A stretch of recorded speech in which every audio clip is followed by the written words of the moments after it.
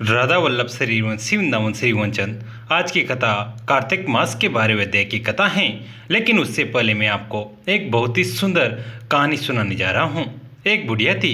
उसने अपनी बहू से कहा तू दूध दही बेच के आ। वो बेचने गई तो रास्ते में औरतें पीपल पतवारी सींच रही थी। उनको सींचता देखकर बहू ने पूछा कि तुम ये क्या कर रही हो। औरतें बोले कि हम पीपल पतवारी सींच रही हैं, इससे अन्न और धन होता है, 12 वर्ष का बिछड़ा हुआ पति मिल जाता है। बहू बोली ऐसी बात है तो तुम पानी से सींचती हो तो मैं दूध से सींचूंगी। गुजरी बहू रोजाना दूध दही बेचने नहीं जाती। वो रोजाना दूध को पीपल में और दही पतवारी में सींचती। सास दूध दही का दाम मांगती तो कह देती महीना पूरा हो जाने पर ला कर दूंगी। कार्तिक का महीना पूरा हो गया। पूर्णिमा के दिन बहू पीपल पतवारी के पास जाकर बैठ गई। पतवारी ने पूछा तुम मेरे पास क्यों बैठ गई। बहू बोली कि सास दूध दही का दाम मांगेगी। पीपल पतवारी बोली कि मेरे पास क्या दाम रखा है, ये बड़ा डींडा पान पतूरा, इसको ले जा। बहू ने वही ले जाकर कोठरी में रख दिया और डर के मारे कपड़ा ओढ़ कर सो गई। सासू बोली पैसे ले आए बहू। बहू बोली कोठरी में रखे हैं। सासू ने कोठरी खोलकर देखी तो देखा हीरा मोती जगमगा रहे हैं। सासू बोली बहू इतना धन कहाँ से लाई। बहू ने आकर देखा तो सच्ची में ही धन भरा हुआ है। बहू ने सास को सारी बात बता दी। सास ने कहा अब कि कार्तिक में मैं भी पतवारी सींचूंगी। कार्तिक आया, सास दूध दही तो बेच आती, हांडी धोकर पीपल पतवारी में चढ़ा देती। आकर बहू से कहती मेरे से दाम मांग। वो कहती सासू जी कोई बहू भी दाम मांगती हैं, मगर सासू कहती तू मांग। बहू बोली सासू जी पैसे लाओ। तो सास पीपल पतवारी के पास जाकर बैठ गई। पीपल पतवारी ने सास को पान पतूरा भरा डींडा दे दिया। उसने ले जाकर कोठरी में रख दिया। बहू ने खोलकर देखा तो उसमें कीड़े मकोड़े बिलबिला रहे थे। बहू ने कहा सासू जी ये क्या है।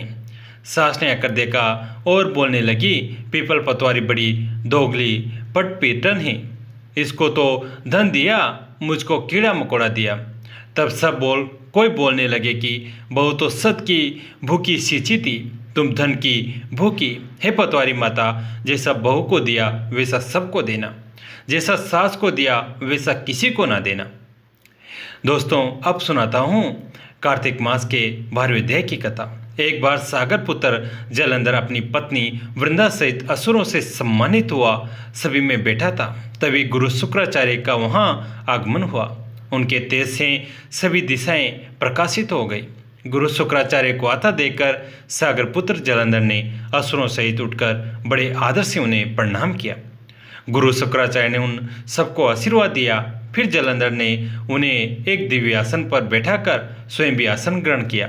फिर सागर पुत्र जलंधर ने उनसे विनम्रतापूर्वक पूछा हे गुरुजी, आप हमें ये बताने की कृपा करें कि राहु का सिर किसने काटा था। इस पर देते गुरु शुक्राचार्य ने विरोचन पुत्र हिरण्यकशु और उसके धर्मात्मा पुत्र का परिचय देकर देवताओं और असुरों द्वारा समुद्र मंथन की कथा संक्षेप में सुनाते हुए बताया कि जब समुद्र से अमृत निकला तो उस समय देव रूप बनाकर राहु भी पीने बैठ गया। इस पर इंद्र के पक्षपाती भगवान विष्णु ने राहु का सिर काट डाला। अपने गुरु के मुख से इस प्रकार के वचन सुनकर जलंधर के क्रोध की सीमा न रही। उसके नेत्र लाल हो गए। फिर उसने अपने दसमर नामक दूत को बुलवाया और उसे शुक्राचार्य द्वारा सुनाया गया वृत्तांत सुनाया। तत्पश्चात उसने दसमर को आज्ञा दी कि तुम शीघ्र ही इंद्रपुरी में जाकर इंद्र को मेरी शरण में लाओ। दसमर जलंधर का बहुत आज्ञाकारी और निपुण दूत था। वो जल्द ही इंद्र की सुधर्मा नामक सभा में जा पहुंचा और जलंधर के शब्दों में इंद्र से बोला हे देवता धाम, तुमने समुद्र का मंथन क्यों किया और मेरे पिता के समस्त रत्नों को क्यों ले लिया। ऐसा करके तुमने अच्छा नहीं किया। यदि तू अपना भला चाहता है तो उन सब रत्नों एवं देवताओं सहित मेरे शरण में आ जा, अन्यथा मैं तेरे राज्य का ध्वंस कर दूंगा। इसमें कुछ भी मिथ्या नहीं है। इंद्र बहुत विस्मित हुआ और कहने लगा, पहले मेरे भय से सागर ने सब पर्वतों को अपनी कुक्षी में क्यों स्थान दिया और उसने मेरे शत्रु दैत्यों की क्यों रक्षा की।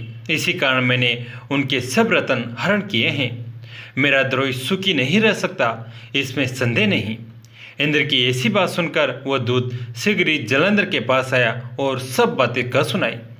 उसे सुनते ही वह दैत्य मारे क्रोध के अपने ओष्ठ फड़फड़ाने लगा और देवताओं पर विजय प्राप्त करने के लिए उसने उद्योग आरंभ किया।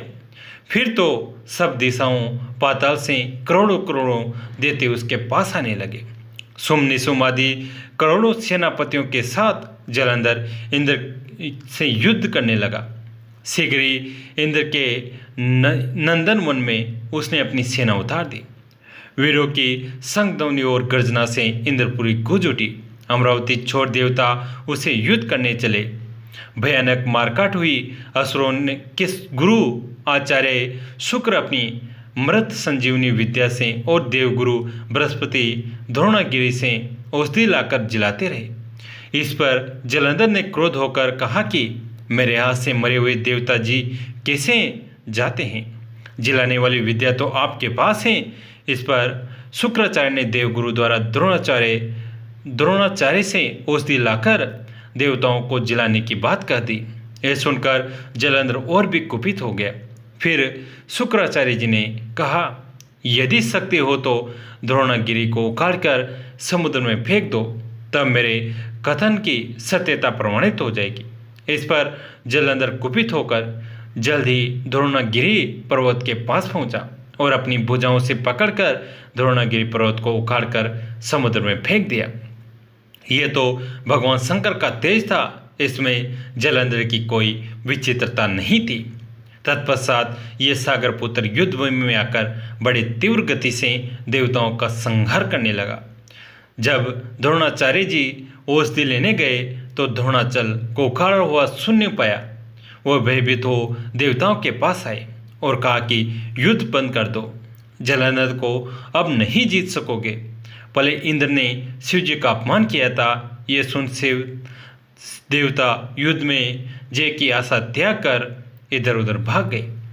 सिंधुसूत निर्भय हो अमरावती में घुस गया। इंद्र आदि सब देवताओं ने गुफाओं में शरण ली। सुख भोग्य जो कथा सुने सहित विश्वास 12वां अध्याय लिखे कमल यह दास। नारद जी ने कहा, तब इंद्रादिक देवता वहां से भयकंपित होकर भागते भागते वैकुंठ में विष्णु जी के पास पहुंचे। देवताओं ने अपनी रक्षा के लिए उनकी स्तुति की। देवताओं की उस दीन वाणी को सुनकर करुणासागर भगवान विष्णु ने उनसे कहा कि हे देवताओं, तुम भय को त्याग दो, मैं युद्ध में शीघ्र ही जलंधर को देखूंगा। ऐसा कहते ही भगवान गरुड़ पर जा बैठे। तब समुद्र तनिया लक्ष्मी जी ने कहा कि हे नाथ, यदि मैं सर्वदा आपकी प्रिय और भक्ता हूँ तो मेरा भाई आप द्वारा युद्ध में नहीं मारा जाना चाहिए। इस पर विष्णु जी ने कहा, अच्छा, यदि तुम्हारी ऐसी ही प्रीति है तो मैं उसे अपने हाथों से नहीं मारूंगा, परंतु युद्ध में अवश्य जाऊंगा, क्योंकि देवताओं ने मेरी बड़ी स्तुति की है। ऐसा कर भगवान विष्णु युद्ध के उस स्थान में जा पहुँचे जहाँ जलंधर विद्यमान था। जलंधर और विष्णु का घोर युद्ध हुआ। विष्णु के तेज से कंपित देवता सिंहनाद करने लगे। फिर तो अरुण के अनुज गरुड़ के पंखों की प्रबल वायु से पीड़ित हो देते इस प्रकार घूमने लगे जैसे आंधी से बादल आकाश में घूमते हैं। तब अपने वीर दैत्यों को पीड़ित होते देखकर जलंधर ने क्रोध हो विष्णु जी को उद्धत वचन कहकर उन पर कठोर आक्रमण कर दिया। जय जय श्री राधे श्याम। कैसी लगी आज की कथा? अगर अच्छी लगी तो इसे अपने दोस्तों के साथ, फैमिली के साथ शेयर जरूर करें। कहानी तक सुनने के लिए आप सभी का तहे दिल से धन्यवाद।